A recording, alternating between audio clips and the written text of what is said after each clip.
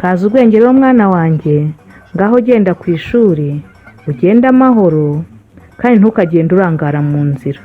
Yego. Ujye ugenda ku ishuri wumve ibyo mwarimu akwigisha kandi ujye ubana na bagenzi bawe neza, ujye ugira ikinyabupfura mwana wanjye. Ngaho bayi. Yego.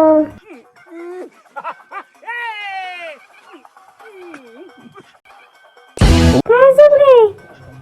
Banguka twakerewe. Biro tugende. Ndaje. Ni munsige. Twakerewe. Yego, ndaje. Yampaye niko sha urwo rupira wambaye ni urwa mama wawe ni urwande. Kwita kazubwenge yawe wagira ngo ni iz'amaso yawe. Nimuze twigendere, biriya byana biratukana bigira urugomo.